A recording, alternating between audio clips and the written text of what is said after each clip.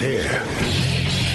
Now, broadcasting from the underground command post, deep in the bowels of a hidden bunker, somewhere under the brick and steel of a nondescript building, we've once again made contact with our leader, Mark Levin.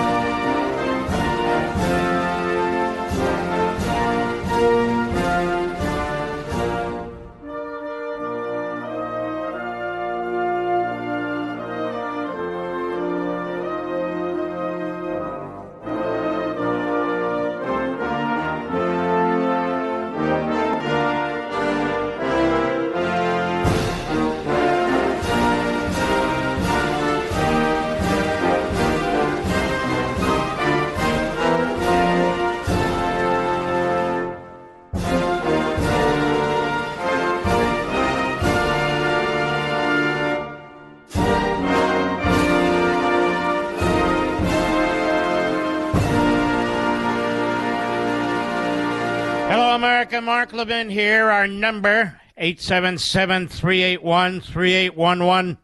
877-381-3811. Later in the program, my buddy, Chip Roy, will be on the program. We've been best friends for a very long time, actually. And I want to get his take on the budget issue. But I want to spend a little time with you on this because there is now a full-scale effort by Biden, by his surrogates and the media, the Democrat Party, to make the suggestion that Joe Biden has the power to violate separation of powers, to seize from Congress its core function, that is, the House of Representatives, to borrow, spend, and tax. Then they wrap themselves in the Constitution while they're violating the Constitution. I've told you many times that's how they work. They wrap themselves in liberty while they're promoting tyranny as well. And so I'm going to break it down again. I did, as you know, on Life, Liberty, and Levin during my opening statement. People say, why do you call an opening statement and not a monologue? Actually, most people don't, just a few eggheads. I said, because I don't like the word monologue. It is a statement that I am making. You know, an assertion, an argument. And people can accept it or not. But I went through it in fairly significant detail. Obviously, people come and go on radio. They come and go on TV. Maybe they're not watching. Who knows? Doesn't matter. I just want to make sure I get the case out because we're getting down to the nitty-gritty now. First, let's begin with the offender, Joe Biden. And I want you to think about something.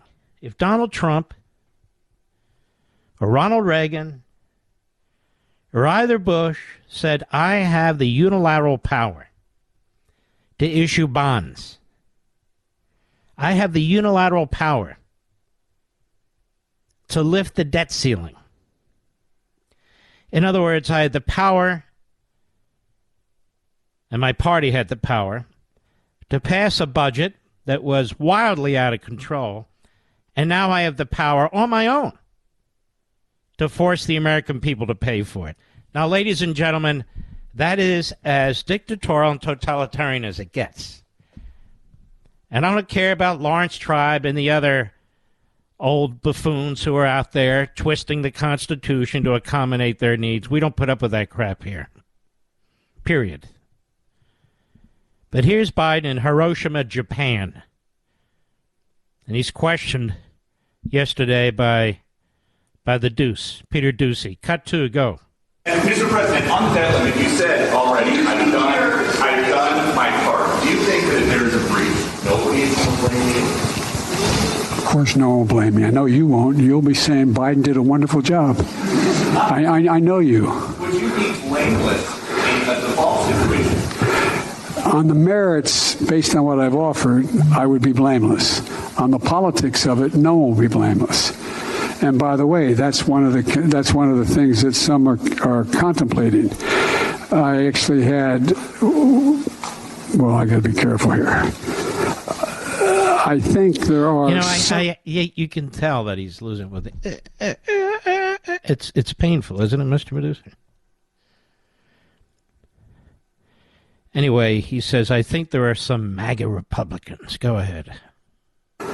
MAGA Republicans in the House who know the damage that it would do to the economy. This is really frustrating and outrageous.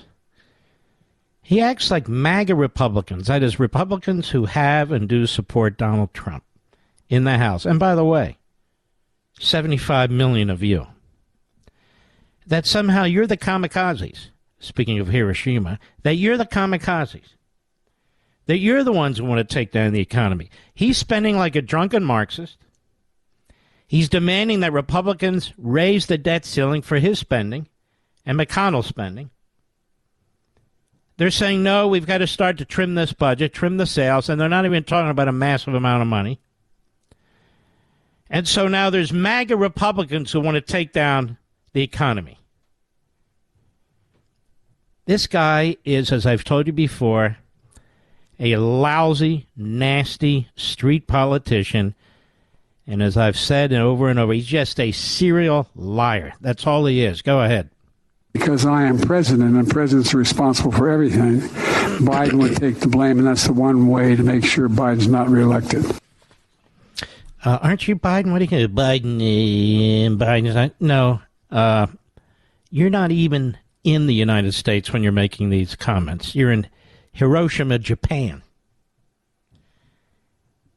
And as McCarthy has said repeatedly, for 97 days, by my calculation, that's over 3 months. He couldn't get a phone call or a meeting with Biden. Now, here's why.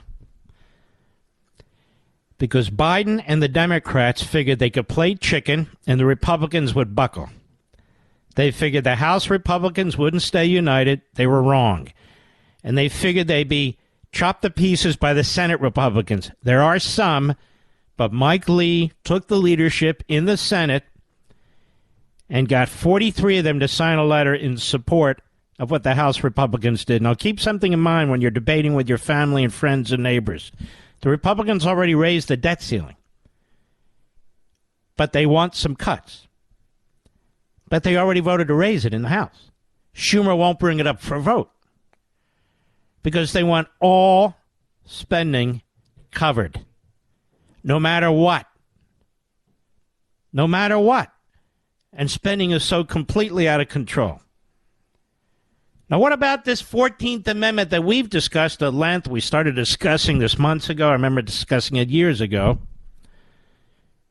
The 14th Amendment. What about the 14th Amendment? Does that empower the president to unilaterally borrow money? Does that even sound right to any of you? Has anybody ever done that before? No. So why now, if it's in the 14th Amendment?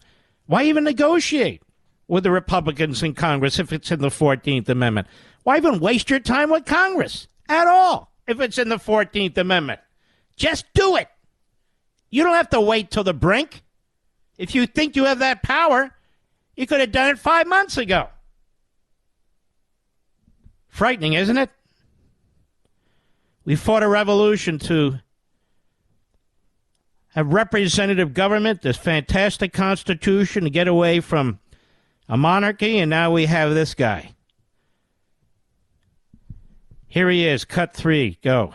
I'm looking at the 14th Amendment as to whether or not we have the authority. I think we have the authority. The question is, could it be done and invoked in time that it would not be appealed and as a consequence past the date in question and still the fall of the debt? That's a question that I think is unresolved. Well, listen to what he said at the beginning, though. We have the authority, he said. I quote unquote, I think we have the authority. He believes he has the authority with his own magic wand to issue bonds, other treasury instruments on his own, even though Article 1 specifically provides that Congress has these powers. The 14th Amendment does not counter that, doesn't alter it at all. It was passed in 1868, has nothing to do with this, had everything to do with paying the debt after the Civil War, what debt would be honored, what debt would not be. Has absolutely nothing to do with what's going on today, which is why Lawrence Tribe says it does, because that's what he does. He spews stupid. Even Obama understood this in 2011. Cut 4, go. Now, the gentleman asked about the 14th Amendment. There's a provision in our Constitution that speaks to making sure that the United States meets its obligations. And there have been some suggestions that a president could use that language to basically ignore this debt ceiling rule, which is a statutory rule. It's not a constitutional rule. I have talked to my lawyers. They are not persuaded that that is a winning argument. So the challenge for me is to make sure that we enough. It's a very convoluted way of saying, no, I don't. I don't have that power. Now, I've told you why. Michael McConnell also, though, is a Stanford law professor. He was a federal appellate judge. He was a top lawyer for quite some time at OMB in the Reagan administration. You know, the old Reagan administration that never did anything. We should forget about Reagan and think about someone else, I guess.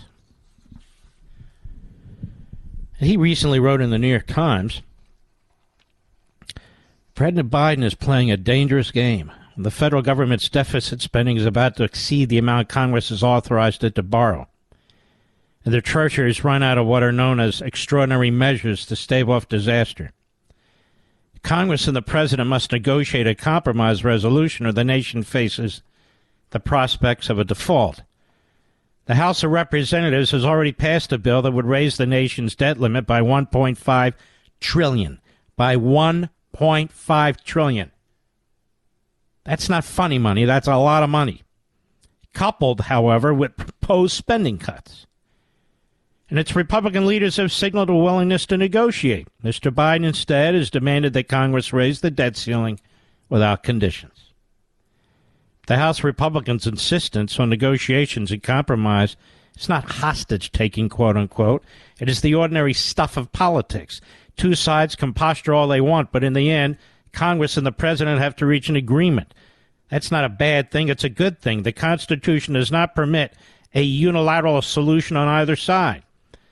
Begin with the constitutional basics. Article 1, Section 8.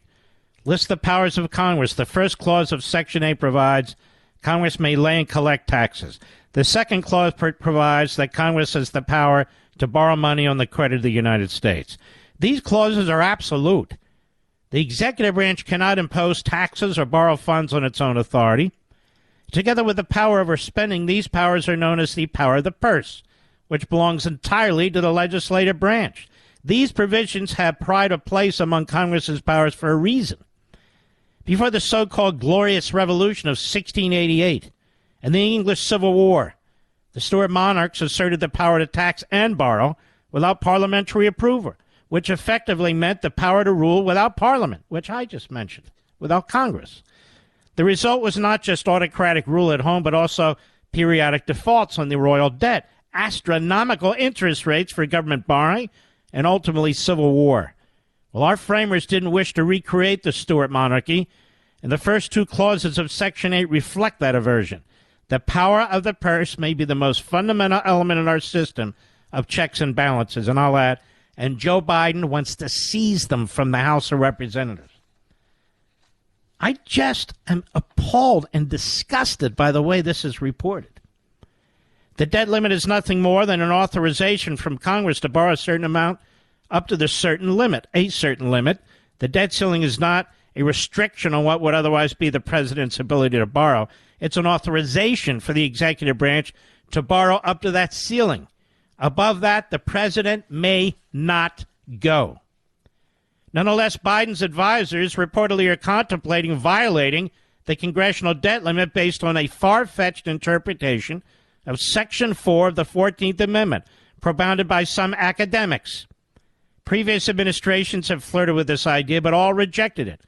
Mr. Biden should do the same. It would twist the words of the 14th Amendment, ignore its history, and send the markets into turmoil. Now, I want to dig into this more deeply as he discusses it, as I have discussed it many times in the past. But I want to make it clear that Biden just asserted yesterday in Japan that he has this authority. So I hope you understand that Biden just asserted that he has dictatorial powers that no president since the 14th Amendment has ever asserted. Ever. Now, there's more to this. I'll be right back. Mark Levin.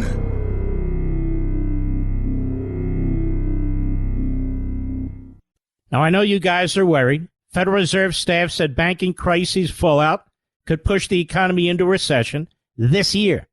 But you can do something about that. Learn how to protect the retirement you worked really hard for. I think a great way is to diversify with gold, and specifically a gold IRA. That's right, physical gold in your IRA. My favorite gold IRA company is Augusta Precious Metals. You got to call these guys and learn how a gold IRA can help you. So if you've saved $100,000 or more in a 401k or an IRA, call Augusta Precious Metals and get their ultimate guide to gold IRAs. Tell them Mark sent you, and they'll give you a free gold coin when you open a gold IRA. Call Augusta Precious Metals today, 8774-GOLD-IRA. That's 8774-GOLD-IRA. Consult your financial professionals before making investment decisions. Get risk disclosures at AugustaPreciousMetals.com. What a great company.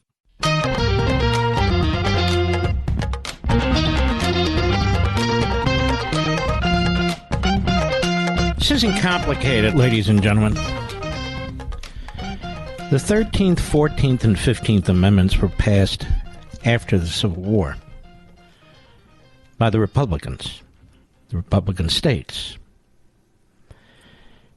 They dealt with the aftermath of the Civil War. 14th Amendment has absolutely nothing to do with the financing of the country and who has what power. Some, what is it now? Let's see. Almost 120 years later, ended in 1865. Well, more than that. My math here is not great.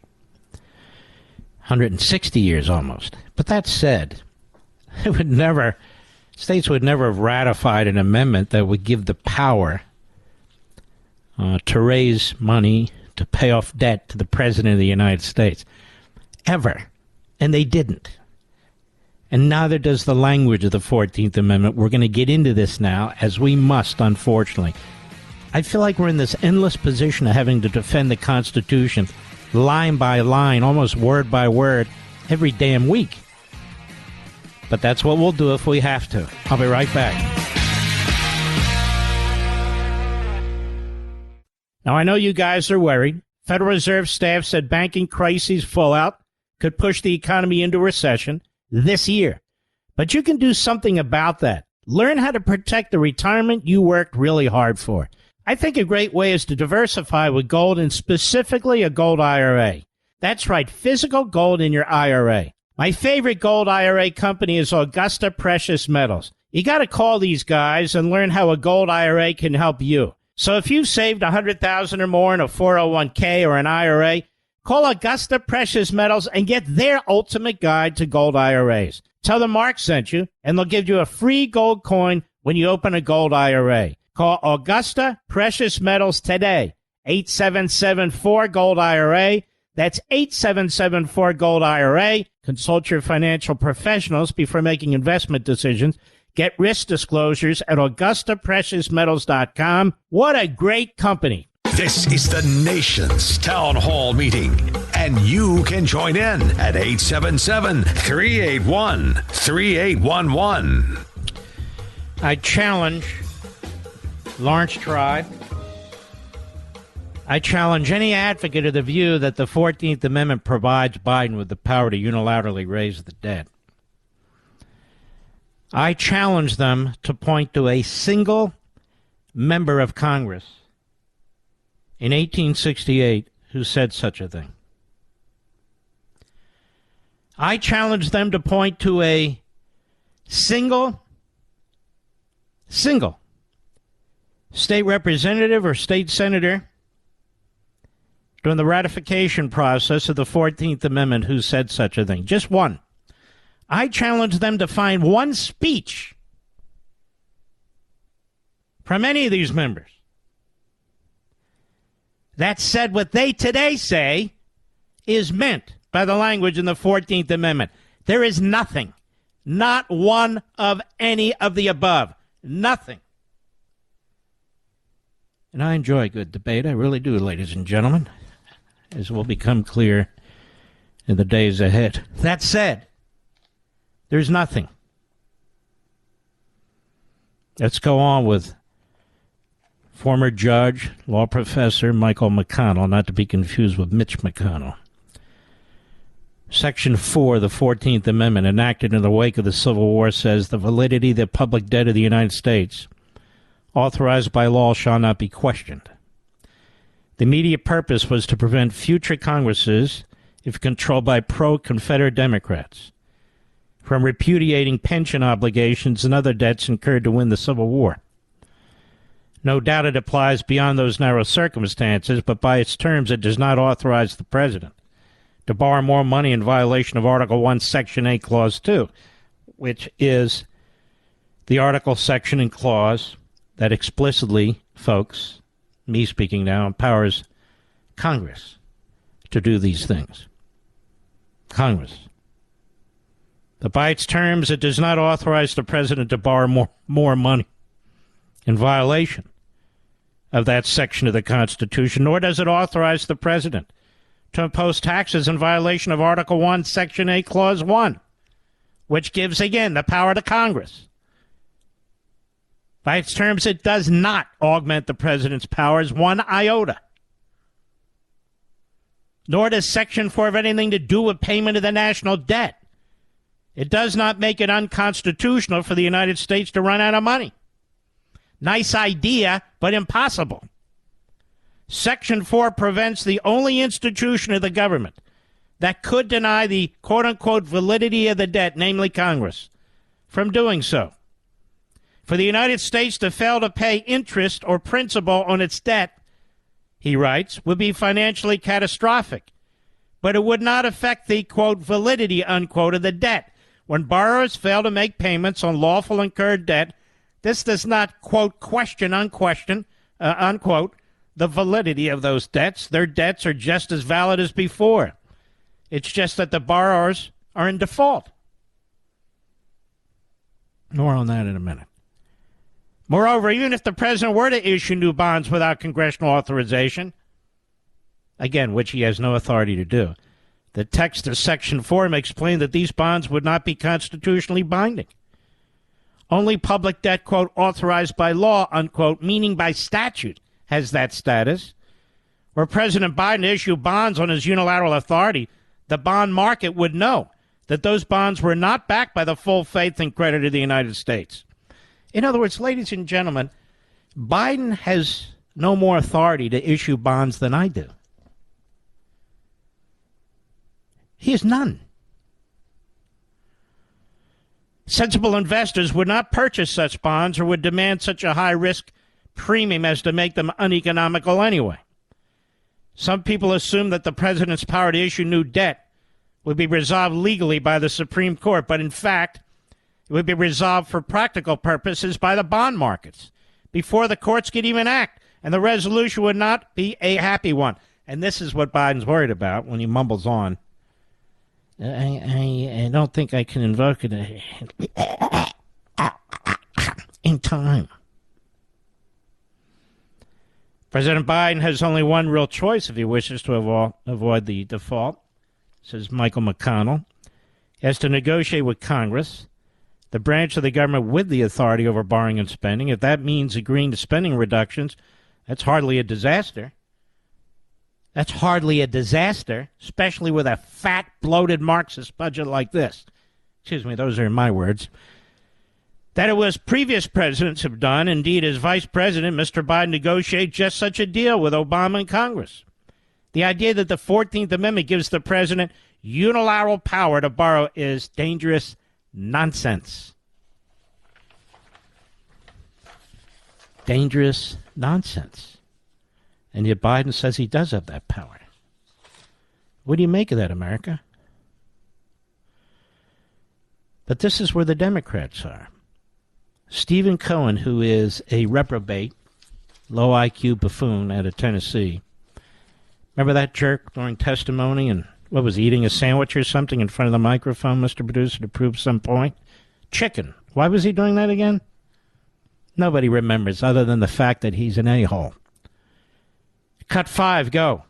So I think it's an ace in the hole for the president. I think he'd like to negotiate, and he'd like to be able to show he can work together with the Republicans. But there you go. You see, ladies and gentlemen, it's the MAGA Republicans. They want to burn the place down. The MAGA Republicans, not the Marxist Democrats. You know, Republicans, don't you think it's time you get into this battle? You get some dirt under your fingernails, dirty hands maybe.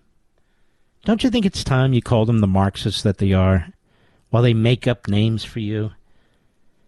The boomer generation, or they make up other names for you like the MAGA Republicans. And don't you think it's time you got real and call them the Marxists that they are?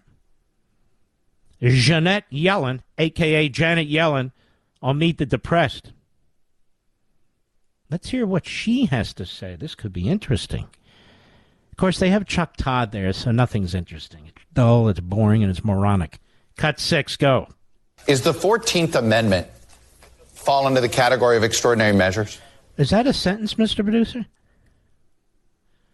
Is the 14th Amendment fall into the category of extraordinary measures? Shouldn't at least a basic requirement for somebody who has a position like the schmuckster be literacy? And I'm not even saying the King's English, just basic literacy. Is the 14th Amendment... Can you repeat that, Mr. Producer? Is the 14th Amendment fall into the category of extraordinary measures? Is the 14th... So I heard correctly. Wow. Okay. Well, what is her answer? Let's go.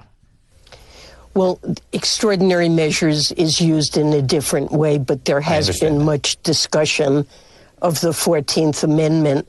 And as President Biden said, I believe this morning, it doesn't seem like something that could be appropriately used in these circumstances, given the legal uncertainty around it and given the tight time frame we're on. So let's stop there. By the way, he can't wait to speak, this illiterate Chuck. Wait, I got to get in there. I'm so smart.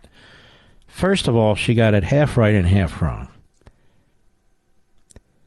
He said there's a tight time frame. In essence, that's what Biden said. He also said that he has the power to do it. That's an extraordinary statement from a president of the United States. That he has the power to unilaterally seize the most important function, certainly one of the most important, a core function of Congress, and specifically of the House of Representatives unilaterally. And so, therefore, according to Joe Biden, he has the power to propose budgets and to fund budgets. And he doesn't have to negotiate with anybody. So why did he wait to the last minute, as I keep saying? Why did he wait to the last minute? Why didn't he say, this is my budget, and either you pass it or I'm going to fund it in 3 months? Why didn't he do that? Then it would have been timely. I shouldn't give them ideas, of course, but the answer is it is so recklessly, so obviously unconstitutional. And yet the Democrats are prepared to do it. Biden, his phony professors and so forth, they want it. They're prepared to do it because they want to burn the place down. and they want to replace it with some kind of Marxist paradise. Can you imagine the hell they're going to unleash? They have no respect for these institutions. Not the Supreme Court, not the United States Senate.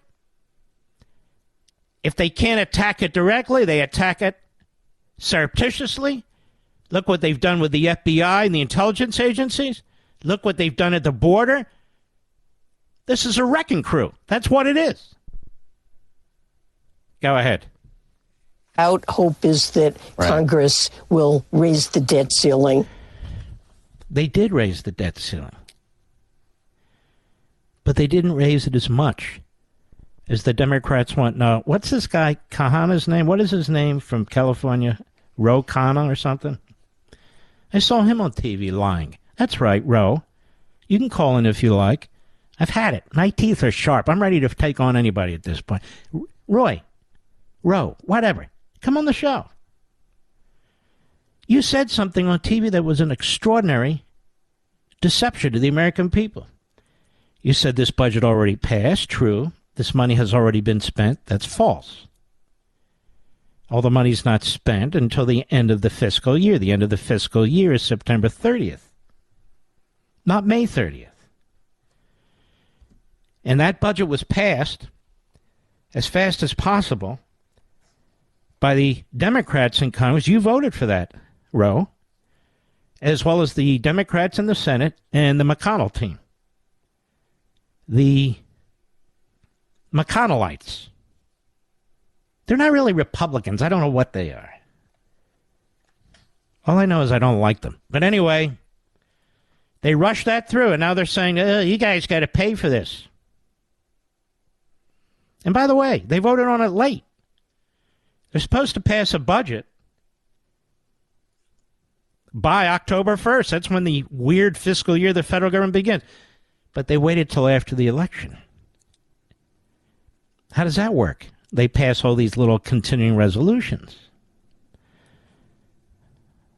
But Roe voted for this stuff. He says, well, the next budget. Well, no, they want to look at this budget. They want to look at this budget. Chuck Todd is on with Byron Donalds. Byron's on CNN. He's on Meet the Press. Didn't we invite him on the other week and he canceled? He couldn't make it. He was on CNN. I remember when we brought Byron on this show and on TV. I think I was the first one to do it.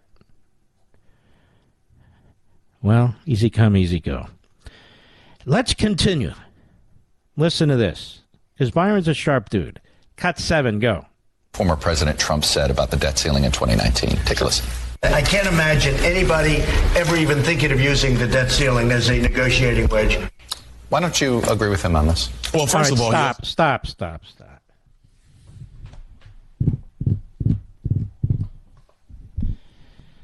Using the debt ceiling as a negotiating tool. The Republicans are trying, under McCarthy and the conservatives, MAGA, to save the country.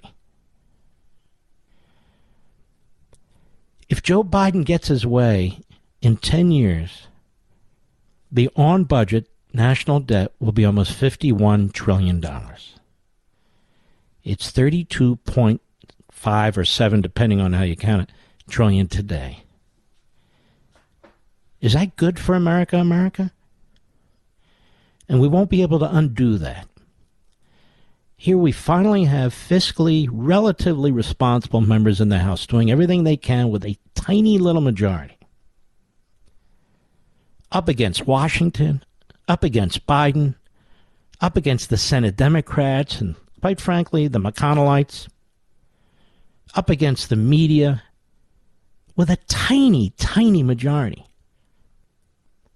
They're the David against Goliath. And they're doing exactly what they ought to do. And then we get Chuck Todd. Now, Chuck Todd's wife is a Democrat operative. Chuck Todd's wife gets paid to advise Democrat candidates on how to beat Republicans. So Chuck tapes Donald Trump in 2019. Now, what did Donald Trump say? Let's start from the top again, and I will explain. Go. Former President Trump said about the debt ceiling in 2019. Take a listen. I can't imagine anybody ever even thinking of using the debt ceiling as a negotiating wedge. So what he's saying there is a negotiating wedge. Not for something that's has nothing to do with the budget or something. What he's saying there is, don't use it to negotiate for this, for that, or the other. What the Republicans are saying is, look, we got to cut spending. We're not looking for a negotiation wedge. It's the only measure we have to cut spending. Now, Trump wasn't spending more than the Democrats, probably more than we should, but he wasn't the one pushing the budget. It was the Democrats again. As bad as the Republicans are, and they're bad, the Democrats are 10 times worse. I got to go. I'll be right back. Mark Levin.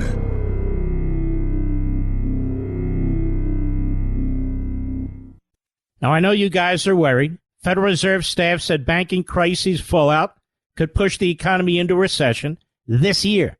But you can do something about that. Learn how to protect the retirement you worked really hard for. I think a great way is to diversify with gold, and specifically a gold IRA. That's right, physical gold in your IRA. My favorite gold IRA company is Augusta Precious Metals. You got to call these guys and learn how a gold IRA can help you. So if you've saved $100,000 or more in a 401k or an IRA, call Augusta Precious Metals and get their ultimate guide to gold IRAs. Tell them Mark sent you, and they'll give you a free gold coin when you open a gold IRA. Call Augusta Precious Metals today, 8774-GOLD-IRA. That's 8774-GOLD-IRA. Consult your financial professionals before making investment decisions. Get risk disclosures at AugustaPreciousMetals.com. What a great company.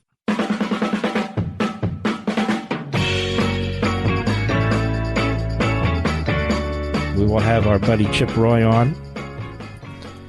Not a rising star, one of the stars of the House of Representatives, to discuss the budget. And now is when it counts to get into these battles with the Biden administration, the left, and the media. And this is what we should be doing, and this is what we must be doing. So don't leave us. I shall return.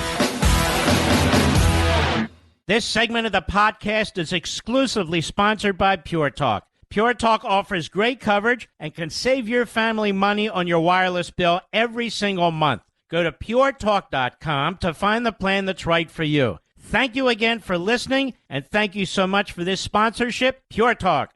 He's here. He's here. Now, broadcasting from the underground command post, deep in the bowels of a hidden bunker, somewhere under the brick and steel of a nondescript building, we've once again made contact with our leader, Mark Levin.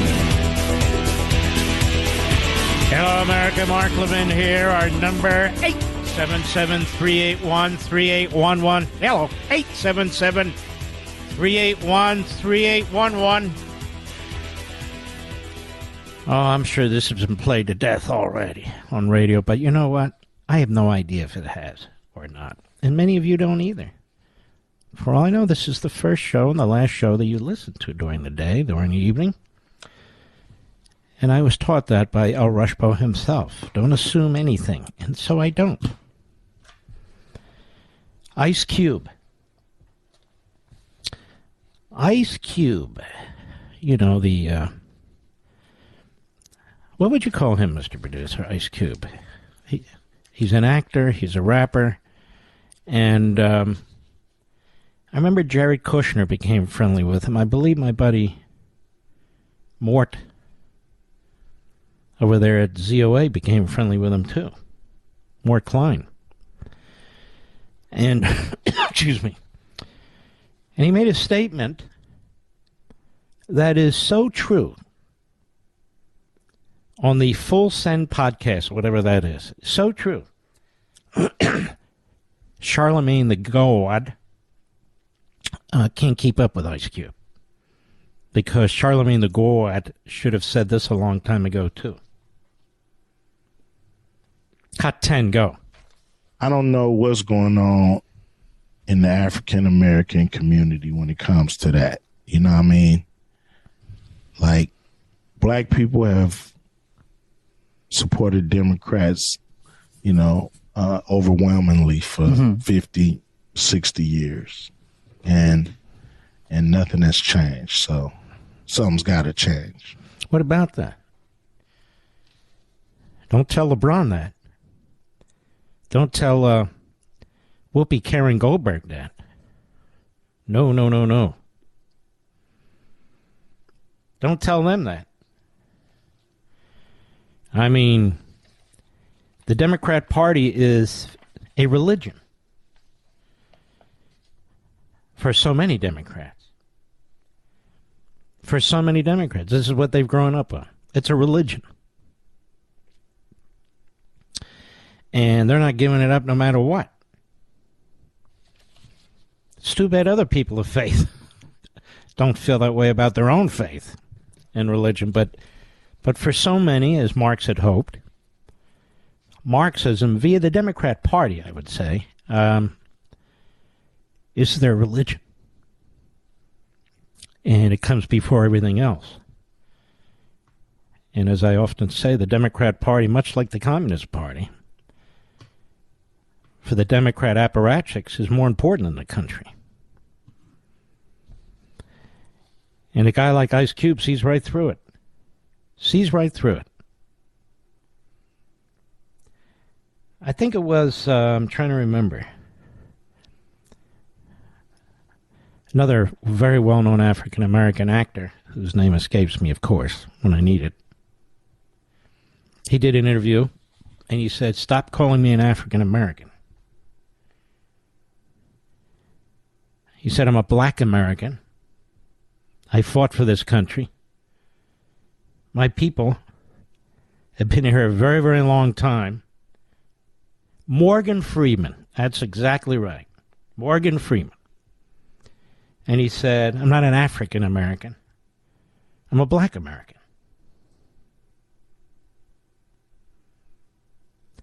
Denzel Washington says similar things. He's a man of deep faith who loves this country. Fantastic actor, as is Morgan Freeman. But he says similar things. He says, "Excuse me. I have nothing." It's like me going around saying I'm a Russian American since my people fled Russia. I hate that government. And I hate what they're doing to the Ukrainians. And I hate what they've done to other people. I'm not a Russian American. I'm an American. So why do you pigeonhole me this way?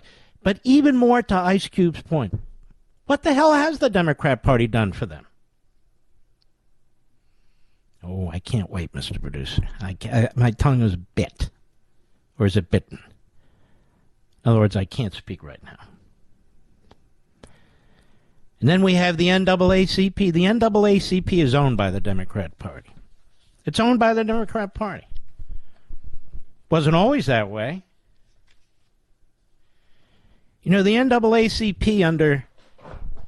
this damn chair, hold on. My ex-chair, that damn arm here. All right, here we go. Got it. All right. The NAACP, when Woodrow Wilson was president. They had real problems with Woodrow Wilson, as would anybody, but particularly black Americans. And he had a meeting with them and other black Americans, and he was very rude to them, including the head of the NAACP. And in any event, Mr. Bruce, you have here the NCAA. Did you notice that? It's the NAACP. It's all right. Anyway, but then you had W.E.B. Du Bois, who was a communist. He was a Stalinist. And so the NAACP was not of that ilk and did not follow Du Bois, who was a black Marxist and considered an intellectual at the time, who is praised and promoted in most of our colleges and universities today. But the NAACP wasn't that. And it wasn't in the back pocket of the Democrats. In fact, it was founded by a Republican. And so now Derek Johnson, the president of the NAACP, not the NCAA, he makes a preposterous statement. They put out a warning because the NAACP now is an appendage of the Democrat Party. It's that simple. And if you're a black American and you step away from the Democrat Party, they are going to brutalize you. Like Tim Scott is being brutalized. Not so much by the NAACP, but by other blacks, like on The View. Like on The View. Which is a show that ought to be canceled, because it sucks.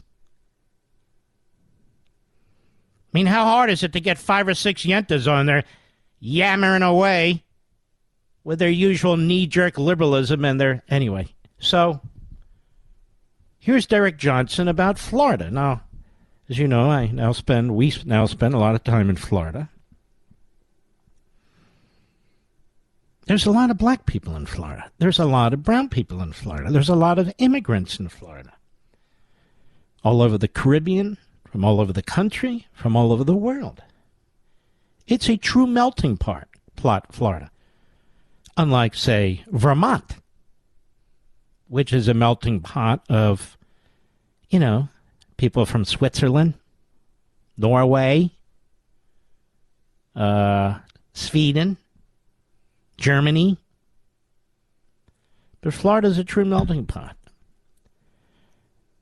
I have to take a break, but I'm going to pick this up after we have our buddy Chip Roy on the program. Chip, who's actually endorsed Ron DeSantis for president.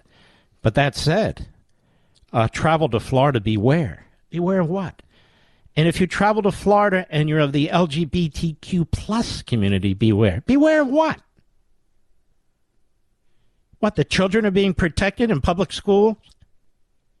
That in Florida you're not allowed to mutilate your children? I mean, for the left, you needed all kinds of prescriptions before you could take certain drugs when it came to, COVID. Remember all that? I got to do this. I can't get this. I can't get that.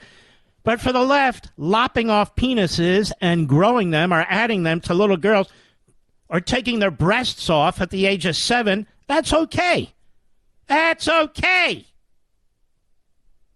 But it's not okay. I'll be right back. Mark Levin.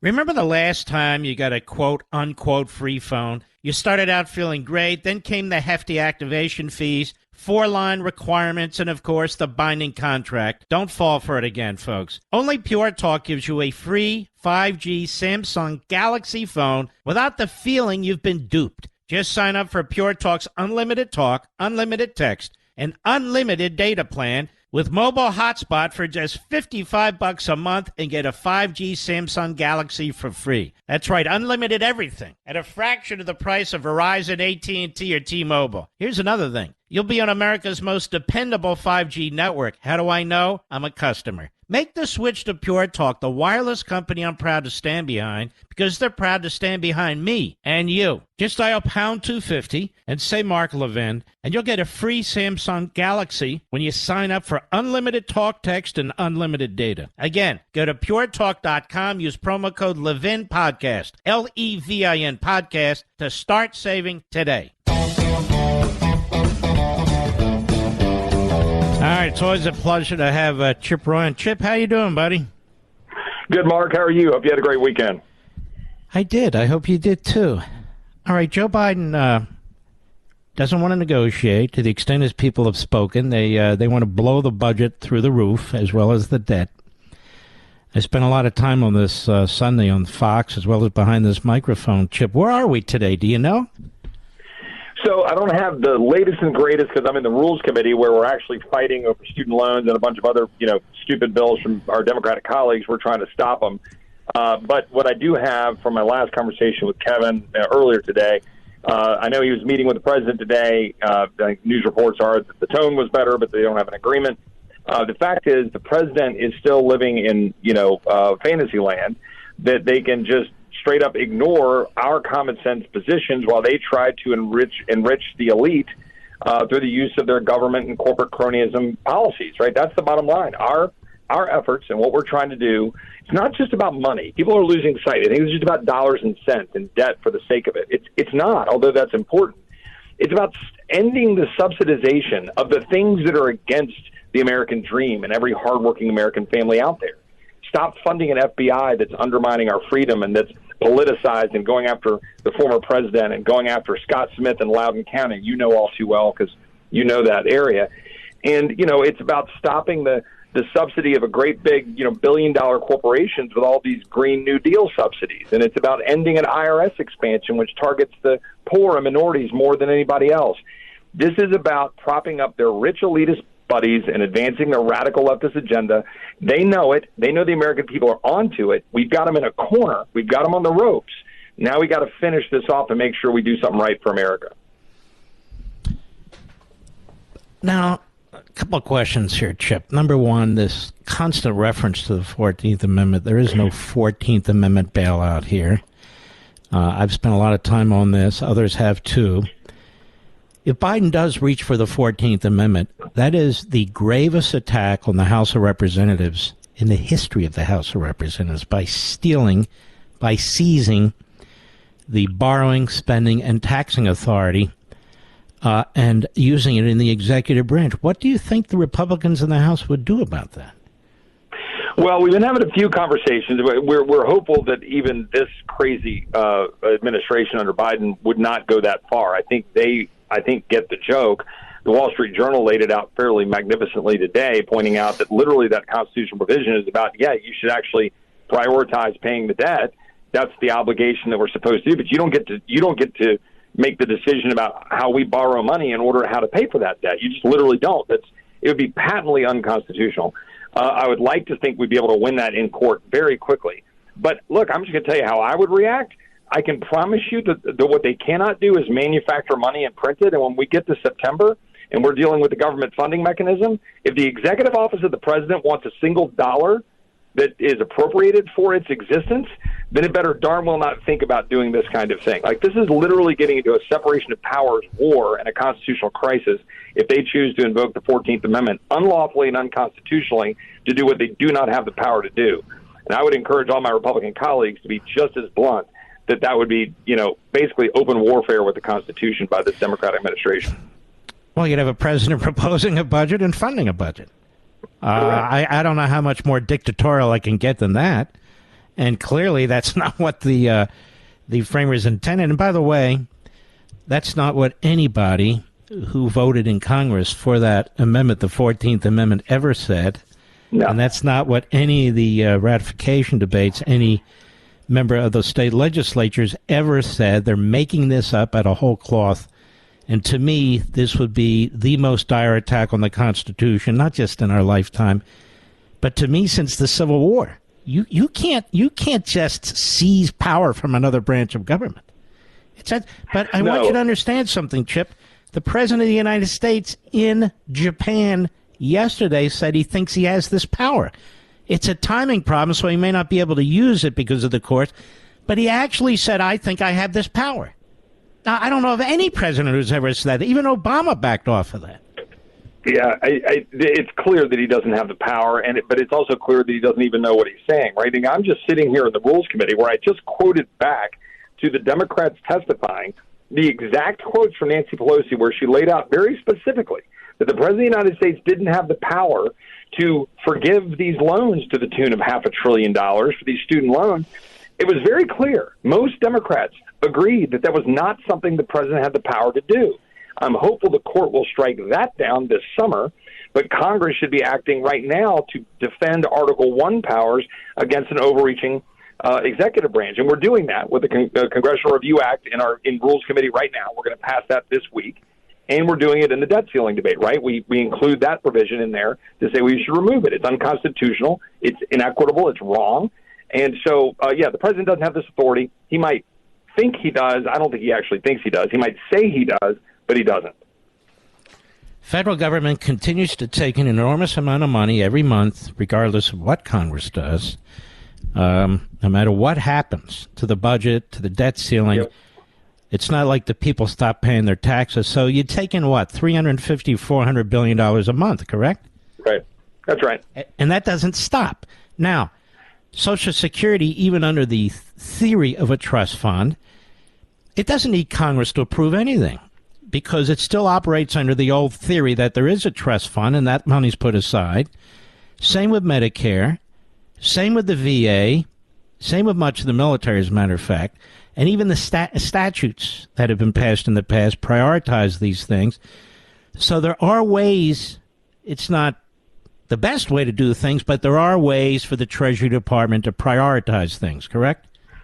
That's 100% correct. And to put a finer point on it, the very easiest thing the president could do is to pull up the bill that we passed, sign it into law. Now, you and I both know politically he doesn't want to do that. But he certainly could accept the premise that we have a say in this as the House of Representatives and pass a responsible debt ceiling increase with significant spending cuts along the lines that we just offered. He doesn't want to do that. Okay, well, you're the president. Then it is on you, right? It is on you. You're the one choosing to play the default game. But the fact is, what you just said, there will be no default. We will be able to pay the interest on our loans. We will be able to make other payments, Social Security and other things that people rely upon. What we will have to do is work through the difficulties of not having the full funding of the government at play. But you know what? That forces a lot of the tough decision-making that needs to be done. That's the point. That's why we have a debt ceiling. Every American gets that. Mm-hmm. And if this debt isn't, if you don't begin to wrestle it to the ground, what will our economy, what will our finances look like then? Well, right now we're on a track to roughly $50 trillion of debt in about a decade. Mm-hmm. What that does is it weakens the dollar. All of this spending causes inflation. What we're trying to do is slow that down, halt it, but more importantly, stop funding. Let me hold you for a few minutes, Chip. I got a very hard breaker, just for a few minutes. We'll be right back. Remember the last time you got a quote-unquote free phone? You started out feeling great, then came the hefty activation fees, 4-line requirements, and, of course, the binding contract. Don't fall for it again, folks. Only Pure Talk gives you a free 5G Samsung Galaxy phone without the feeling you've been duped. Just sign up for Pure Talk's unlimited talk, unlimited text, and unlimited data plan with mobile hotspot for just $55 a month and get a 5G Samsung Galaxy for free. That's right, unlimited everything at a fraction of the price of Verizon, AT&T, or T-Mobile. Here's another thing. You'll be on America's most dependable 5G network. How do I know? I'm a customer. Make the switch to Pure Talk, the wireless company I'm proud to stand behind, because they're proud to stand behind me and you. Just dial pound 250 and say Mark Levin, and you'll get a free Samsung Galaxy when you sign up for unlimited talk, text, and unlimited data. Again, go to puretalk.com, use promo code Levin Podcast, Levin Podcast, to start saving today. Mark Levin, the thunder on the right. Call in now, 877-381-3811. We're on with Representative Chip Roy. So, Chip, you were saying that in addition to all these other horribles, most important is what? Well, there's two main things that I just think every one of your very intelligent and awesome listeners need to know so they're armed to go and explain this to everybody else they're talking to. Number one, what we're trying to do is reduce the overall discretionary spending level down by about $131 billion. All that does is puts the federal bureaucracy where it was right before COVID, pre-COVID levels. Polls well, it's common sense. But what that would do is constrain the FBI, constrain the ATF, constrain the EPA and the Interior and all of these agencies with bureaucrats standing in the way of the American people, or worse than that, targeting them. So that's one thing that we would do. The second thing that we would do that's important is we would go back to the so-called Inflation Reduction Act and we would repeal the egregious expansion of the subsidies that were, some of which were in place, but now they're put on steroids and they're uncapped. These subsidies go primarily to billion-dollar corporations to make lots of money on the back of hardworking Americans, trying to promote all of their wind farms and solar farms that literally cannot power America. It's grift. We're enriching radical leftists or crony capitalists who just want to make a buck off of your tax dollars or borrowed money, all putting out of business the gas-fired plants, the coal-fired plants, the nuclear-fired plants that actually make us a formidable country with a reliable grid. I can't explain how horrible that is to our country, what it would do to us. The Goldman Sachs estimate is $1.2 trillion, but that's just money. This would decimate our powerful national security reliance on both fossil fuels and nuclear power to be independent. So we've got to follow through on this. It goes well beyond dollars and cents and to the actual strength of our country. I just think the American people need to know those things. Well, they will now. Excellent points. All right. Well, you'll keep us surprised, and we want to know at any relevant time when we should put pressure on members of Congress, too, Chip. Okay? Well, thank you, Mark, and thanks to all the listeners out there. And put the pressure on now. Just tell Republicans to hold the line and stand up for them, and that's what we're going to try to do. All right, hold on a second. Do we have some of them that are buckling already? Well, no, we don't actually right now. I mean, God bless America. We've been fairly united, but, it's tough. And Kevin's out there talking to the president, and the president doesn't want to give. And as we get closer to the X date, donors start calling, everybody gets wobbly, like, oh, my God, right. The sky's going to fall. Just everybody hold the line. We got to go fight for this country. That's what this is about. Excellent. You're so right. All right, my brother, take care, and best to your family as well. You too. God bless. All right, God bless. Good man. You're all familiar with him. He's been on this program many, many times. And I want to get back to this.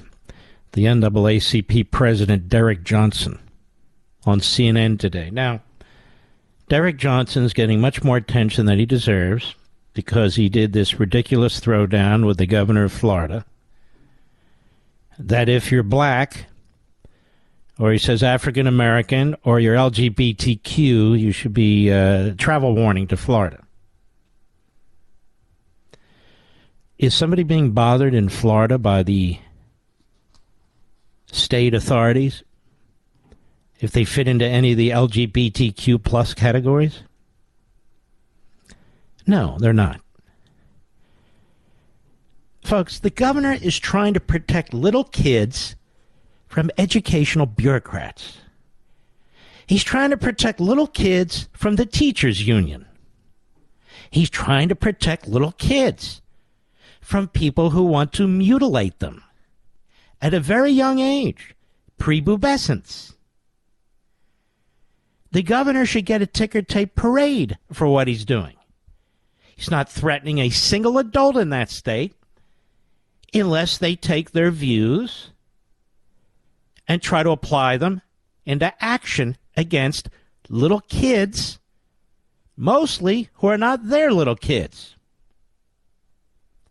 Somehow this has become controversial in the media and among Democrats. It's controversial on The View. I guess the women of The View have children, have mutilated them. I'm just assuming they have.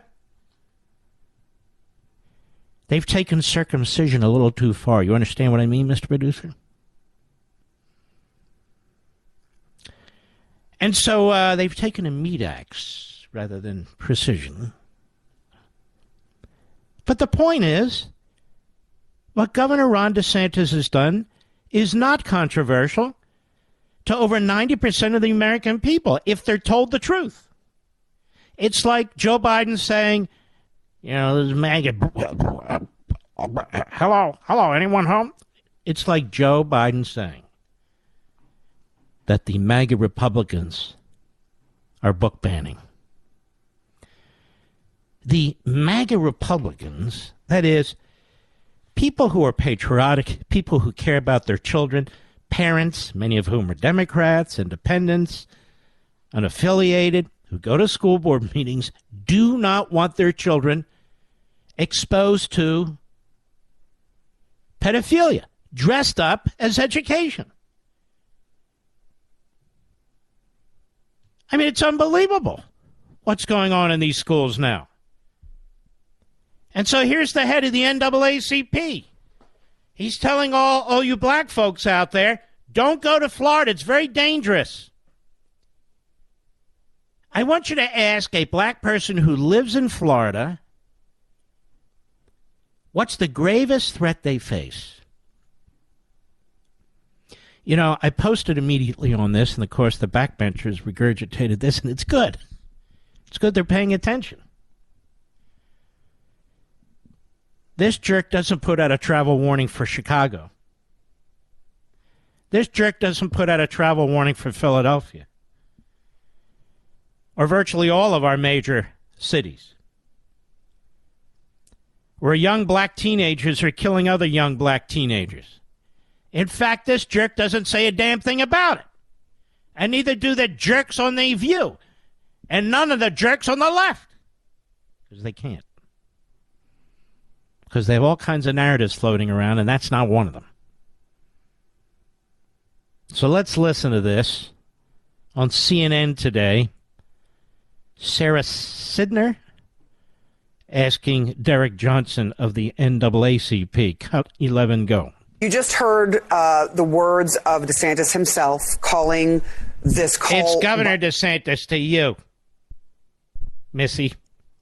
Go ahead. NAACP a stunt. How do you respond? Well, the governor has perfected the art of doing stunts to gain campaign contributions. Unfortunately, this will impact people's lives.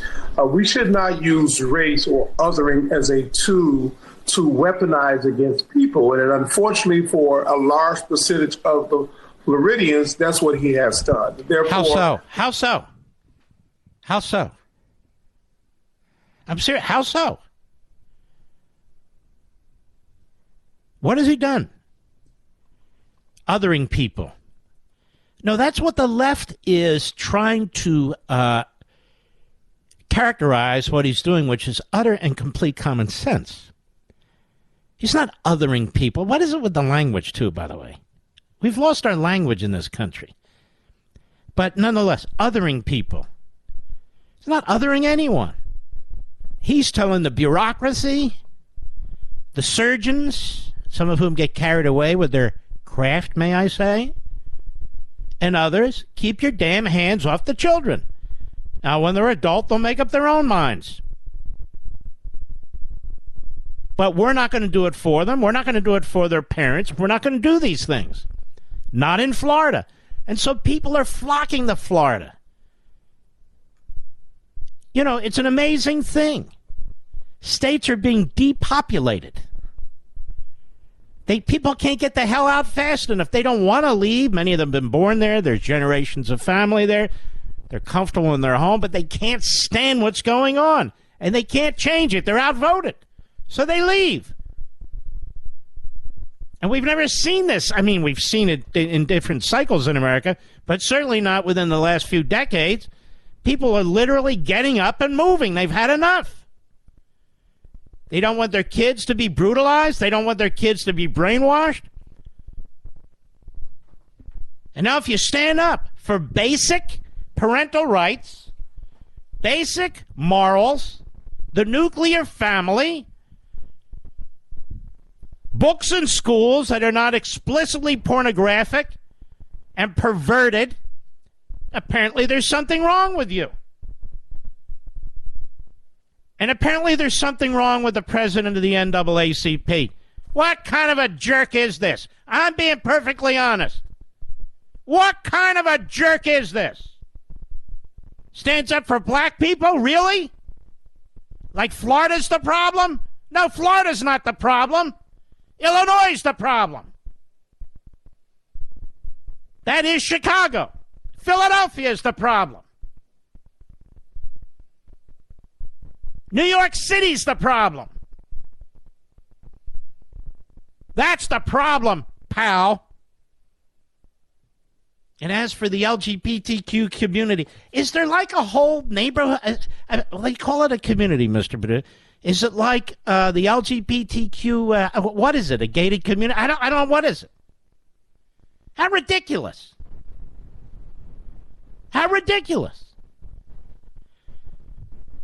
Since what is what you do with your body parts a civil right? Nobody's stopping you. Do whatever the hell you want to do. Just keep your hands off the kids. And by the way, I say this to straight people too. Keep your hands off the kids. Oh, that's controversial. We have to put a travel warning out there for Florida. Cut 12, go. But also, if you have to go there, let's support the local community as we prepare to change the political landscape. We didn't end here overnight. It was because of the election, so we have to prepare for the next election so we can get rid of him once and for all. So it's all about the next election, so they can get rid of Ron. Who did he support? Who would he run? Remember DeSantis' candidate, the Democrat candidate in the first round, Mr. Badu? Remember that guy? Oh, he was the future. Remember him? Google his name real fast if you can. He was the future, this guy. Oh, I remember. And thank God DeSantis won by like 40,000 votes. Gillum. Oh, whatever happened to Gillum? Well, you know, drugs. Men. Wait, I thought he was married with children. He was, whatever. Oh, he would have been a fantastic governor, wouldn't he? Wouldn't he, Derek Johnson? Yeah. And so now we have to have a travel warning in place. The NAACP, you want to know the truth? What the hell do they do? I'll bet you even black people don't know what the hell the NAACP does. What do they do other than support the Democrat Party? Exactly what Ice-T was talking about. What do they do? Ice Cube, I apologize. I don't even like... Well, I like iced tea. I don't drink iced tea. You understand what I'm trying to say? But all that said, what has Derek Johnson done for black people lately? Other than make noise, other than join with the leftists in the Democrat Party, what has he done? Other than tell people, oh, travel warning to Florida. You know what the travel warning to Florida is? I'll give you the warning. The traffic gets backed up because so many people are trying to move to Florida. I'll be right back. Mark Levin.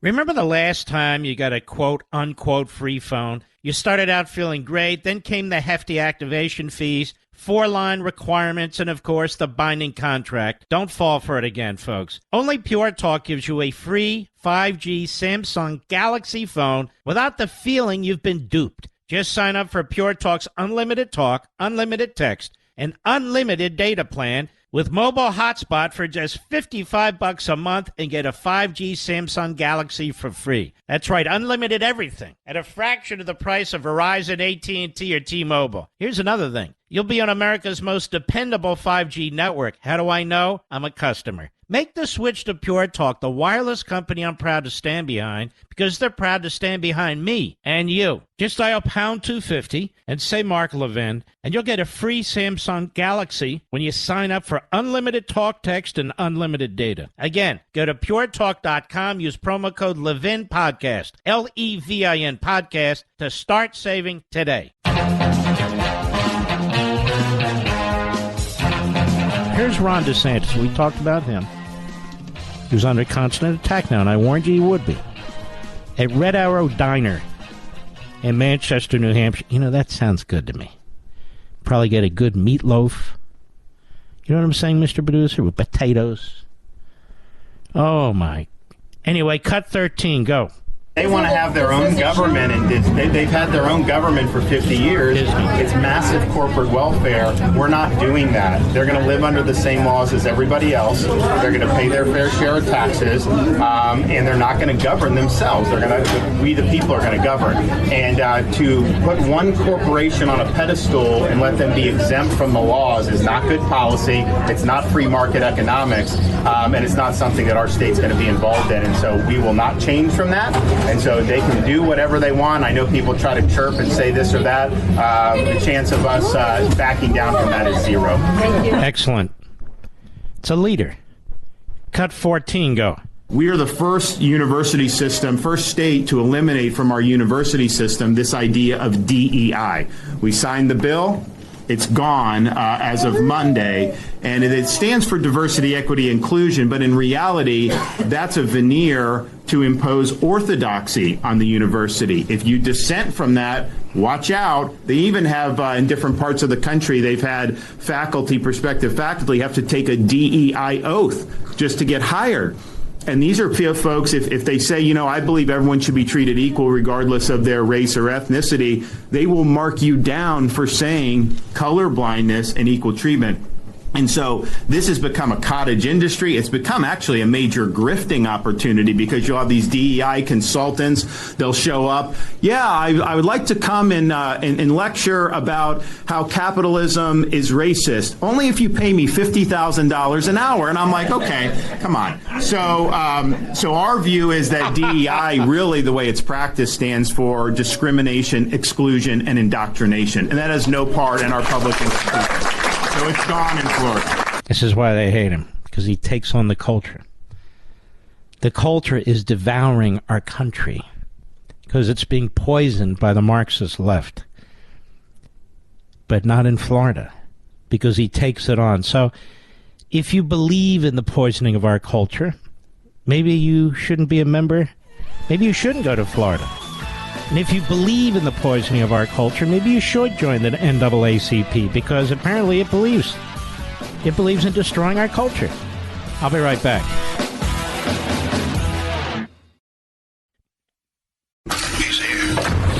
He's here.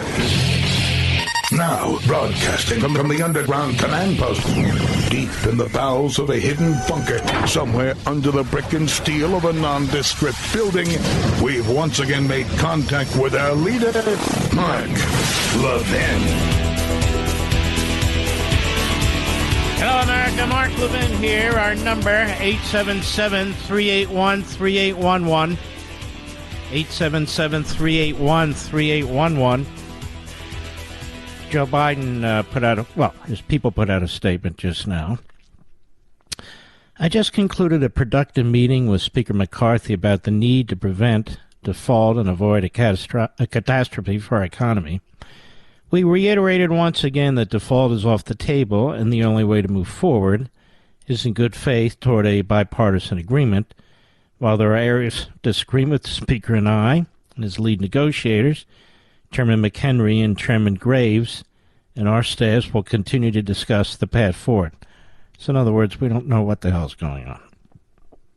Isn't that the long and the short of it, Mr. Producer? Yes, indeed, America. So there we have it. And Tim Scott is announced for president, as you may know.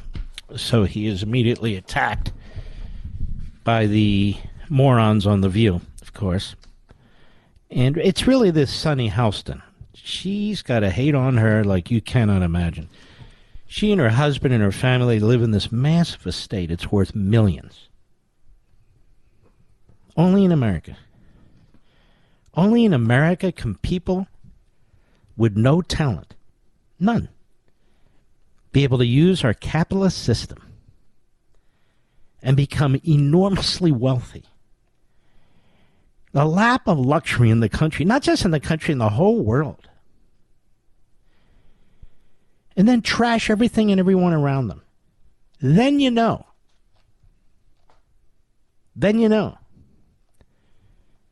That people are spoiled rotten.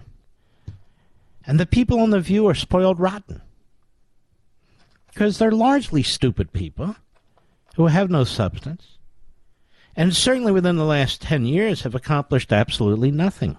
And of course, their contributions to the country are zero. What has Karen Goldberg contributed to the country? Nothing. How about Sunny Houston? What has she contributed to the country? Nothing. How about the other dolts there? And then Navalato. What has she contributed to the country? A lot of methane, I think, Mr. Producer. That's about it. And yet they're out there, they're on the attack, man. And if you don't fall in line, like Tim Scott is a wonderful person. There's no reason to attack him. You may have noticed he's a black man, and he's a Republican, and you see, that's the problem. It doesn't even matter what his views are, according to them. Here is Sonny Houston. Cut 19, go. After the police shootings in... this is, first of all, it's Ana Navarro. Now, she in particular should be bowing at the feet of capitalism and freedom in this country, because she is a certified moron in more than one language, I may add. Cut 19, go. After the police shootings in against African Americans in 2016, he did some speeches on the Senate floor that were incredibly impactful about what it's like to live in America, what it's like to live in the South. Let's remember, he's from South Carolina, in the skin of a black man. He ignores systemic racism. Yeah. He pretends that it But what I'm saying to you is, if they're not hearing it from Tim Scott, they're not hearing it, period. So at least he's adding that. I think one of the issues that Tim Scott has is that he seems to think because I made it, everyone can make it, ignoring, again, the fact that he is the exception and not the rule. And until he is the rule, then he can stop talking about systemic racism. Clarence Thomas syndrome. There you go. And you know what? Sorry, Ana Navarro, you were actually good here. And so I will salute you on this one occasion. But you see, if I'm wrong, I correct myself. It's so infrequent. But nonetheless, I will. But listen to this, Sonny Houston. He ignores systemic racism in America. Hi, Mr. Producer, I want you to contact her people at The View and ask her to come on the program where we can have a short discussion about America and racism. Okay? I'm quite serious. None of these people will come on the show, so maybe she will. And the Clarence Thomas syndrome. Look at the hatred. Look at the hatred. That's why The View only exists because, what is it, ABC syndicates it, Mr. Producer? Something like that. So in other words, ABC, one of the major corporations in the world, I guess is it still part of Disney? I guess it is. So it's the same corporate environment. And so these people at ABC and Disney, they provide a platform like this. These are haters. These are nasty people. It's like over at MSNBC. They're provided a platform by Comcast, who rips you off every month. By Comcast. And they bring us the Joy Reids of the world. There's nothing joyful about Joy Reid. She's a nut. In fact, she's worse than a nut. She's a bigot, in my humble opinion. And she's not the only one over there. I mean, who would give a platform to the Scarboroughs? What do you think, Mika? I'm with you, Joe. Oh, okay. As they broadcast out of their facilities in Jupiter, and that's okay. I've done that a lot, but they pretend they're not. That's the difference. But look how they trash this guy, Tim Scott. This is what we have to deal with. You know, this is us. We. Here he is in North Charleston, South Carolina, at a rally today. Cut 17, go. I have lived that the closest thing to magic in America is a good education. But today, the far left has us retreating away from excellence in schools. Extreme liberals are letting big labor bosses trap millions of kids in failing schools. They're replacing education with indoctrination. They spent COVID locking kids out of the classroom, and now they're locking kids out of their futures. And in Biden's America, crime is on the rise and law enforcement is in retreat. The far left is ending cash bails. They're demonizing, demoralizing, and defunding the police. I grew up in neighborhoods alongside people who ended up incarcerated or in the seminary too, but cemetery as well. We needed more public safety, not less.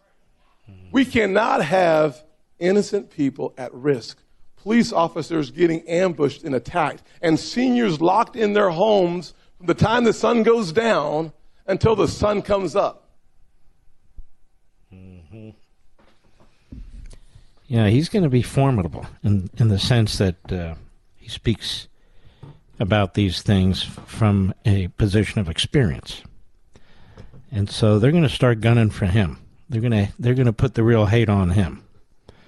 You know, the way they do our buddy Clarence Thomas and others who simply won't toe the line. Cut 18, go. Joe Biden and the radical left are attacking every single rung of the ladder that helped me climb. And that's why I'm announcing today that I'm running for president of the United States of America. It's exciting, isn't it? Isn't that exciting, Mr. Producer? He's really a good guy. Really a good guy. Very nice man. We'll be right back. Mark Levin.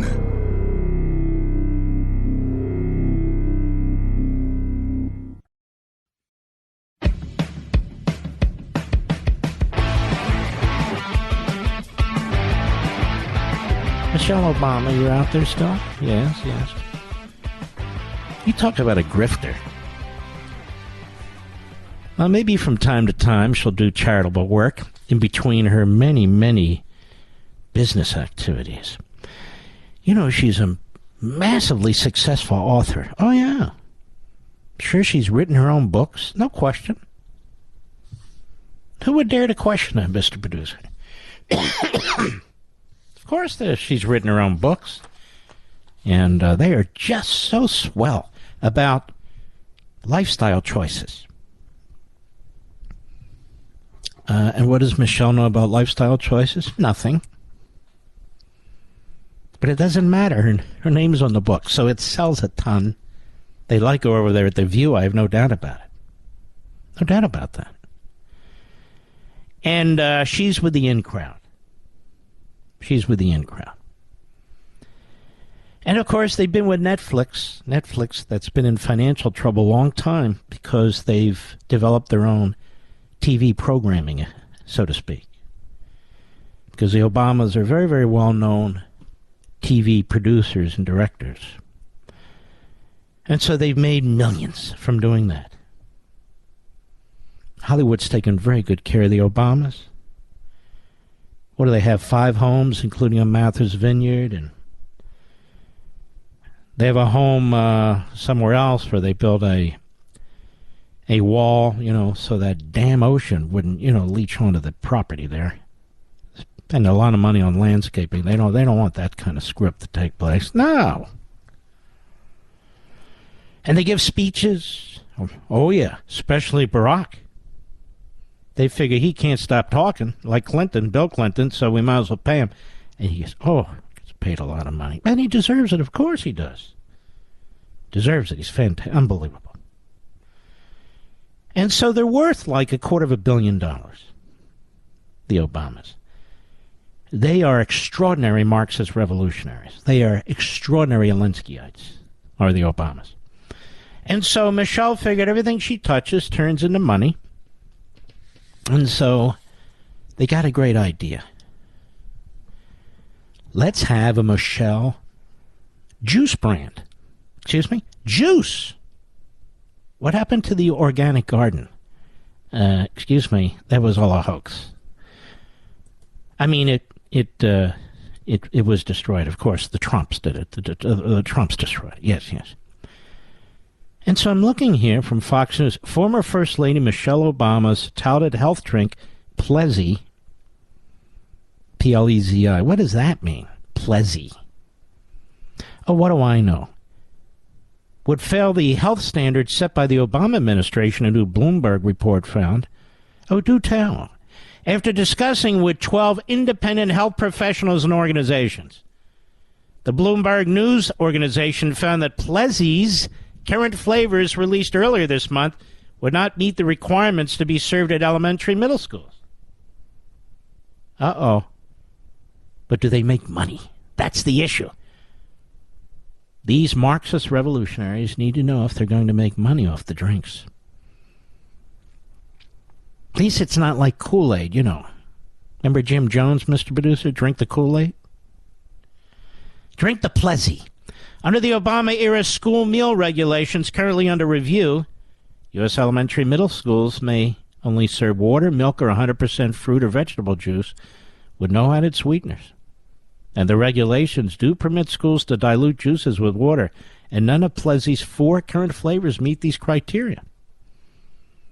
According to the experts, there was concern over the, quote, non-nutritive... I feel like I'm being treated other way. Non-nutritive sweeteners in the drink, such as stevia leaf and monk fruit extracts, that could still be considered unhealthy. The World Health Organization previously published its own report on Monday advising against the use of sweeteners like stevia to control body weight. Now, I say this. I'm going to do something that's going to shock you. I'm going to come to the defense of Michelle Obama. I'm going to come to the defense because Michelle wants to fatten up the kids. And you know what I see here when she fattens up the kids, Mr. Producer? Membership fees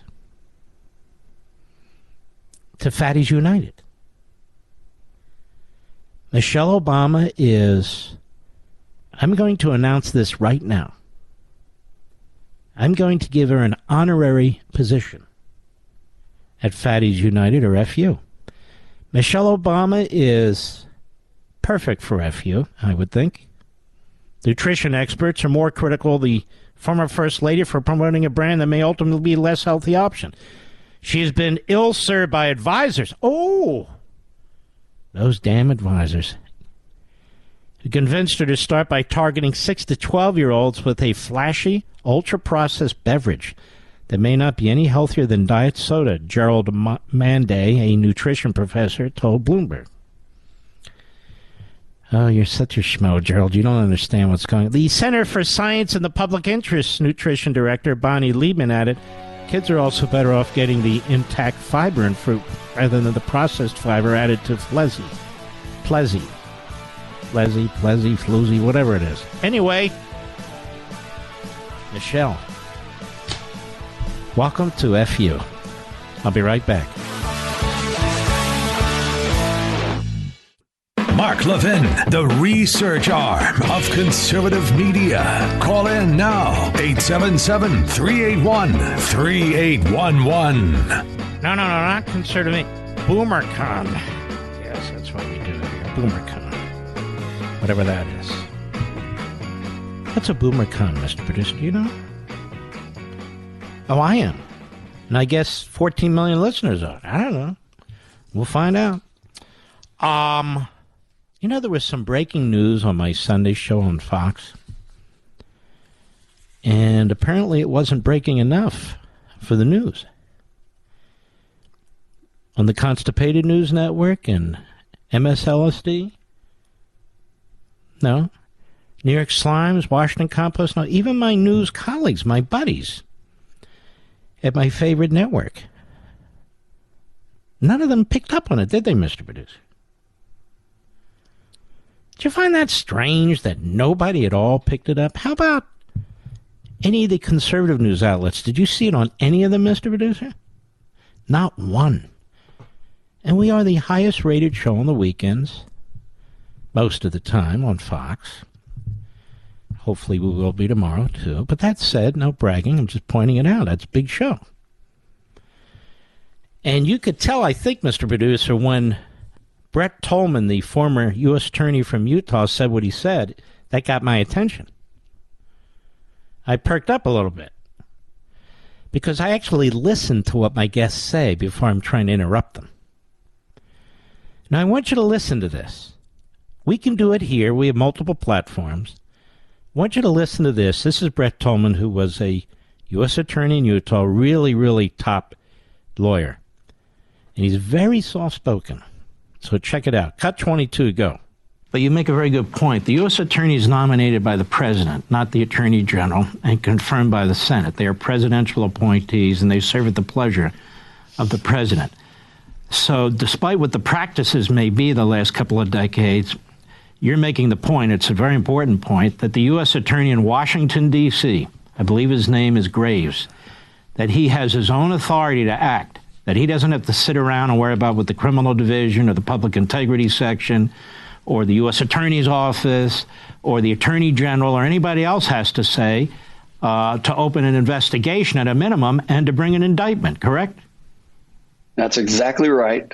He has all that authority. And I'll tell you something else that I've learned relative to this.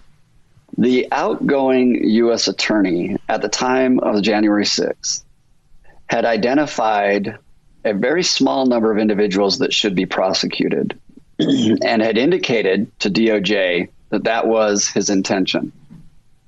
They forced him out because he did not have the same vision that they did in terms of what they would turn the January 6th prosecution into.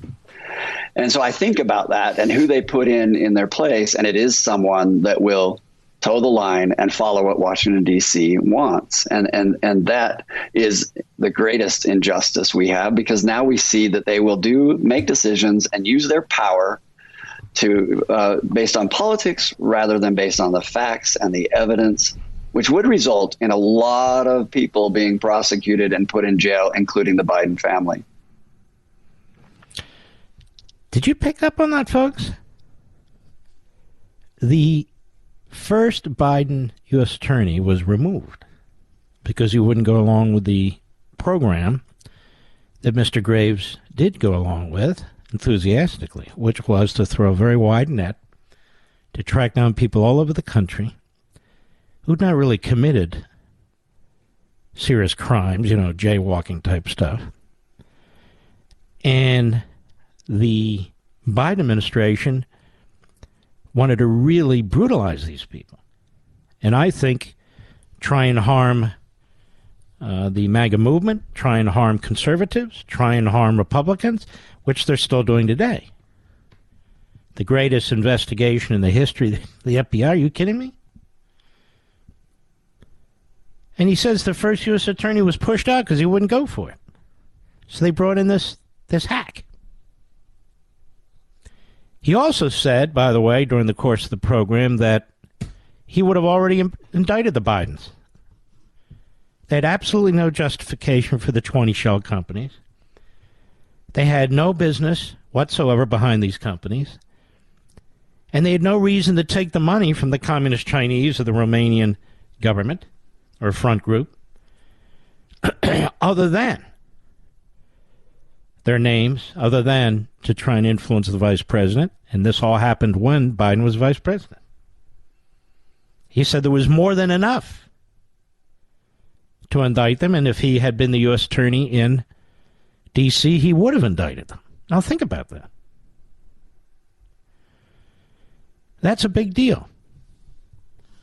In the meantime, the radical kook DA in Georgia has said enough to enough people, officially, of course, that the New York Times got the information, which was then printed by other publications like the New York Post, if you will, that the staff for the Fulton County DA, Fani Willis, has been told to work remotely between July 31 and August 18.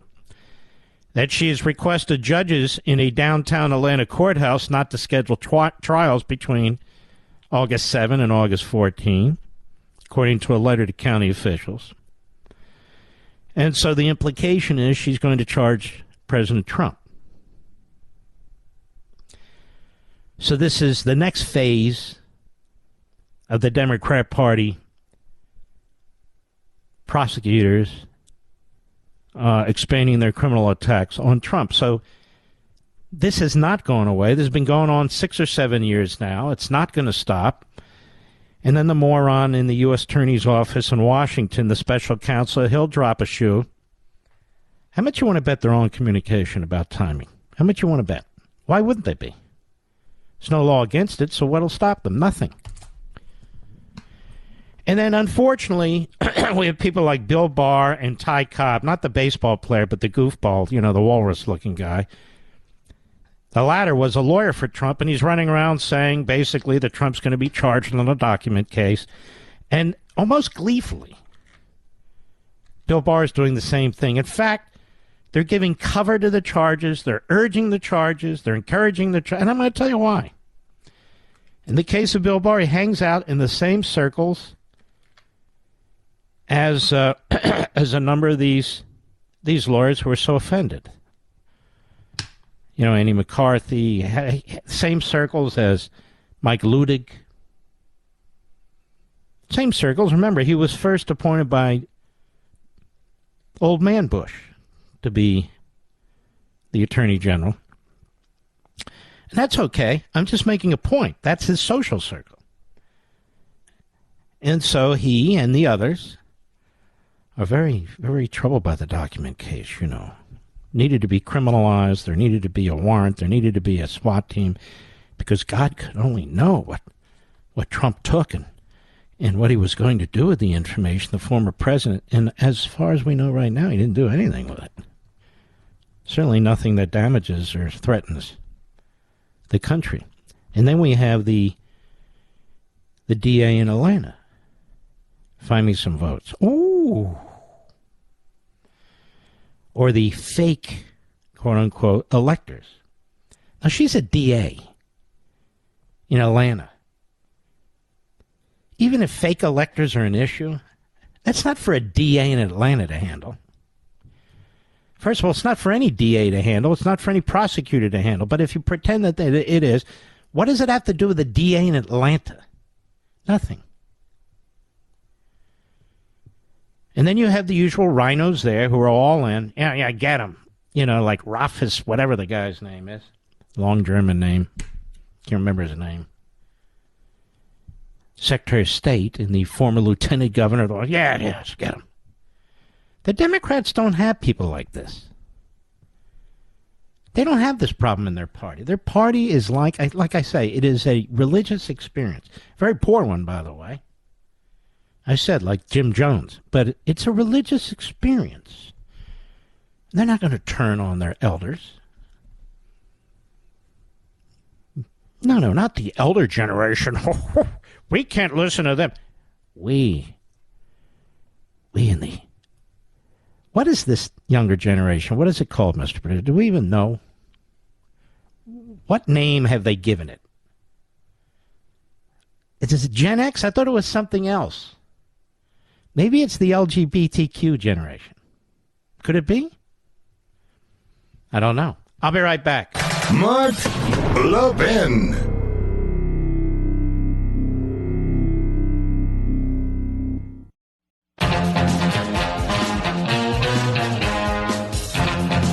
I'm going to say something I'm definitely not supposed to say.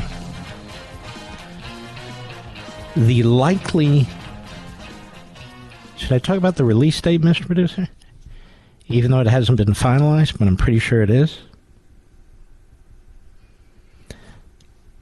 Don't be a quisling. The likely release date is September 19th.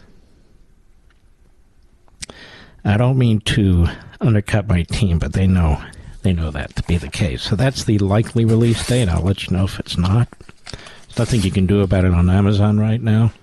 But I'm extremely anxious to get this out. Extremely anxious for reasons that'll become clear when they need to become clear. But typically happens when I say something like that is everybody looks at their own books. They're, oh, we don't want it to come out the 19th. But anyway, that's the plan. We shall see. Before we close out the program, I want to get to this. From our intrepid friends over at Just the News, John Solomon's place, the house that John built. Prior to former President Trump, the Justice Department had not been involved in enforcing the Presidential Records Act.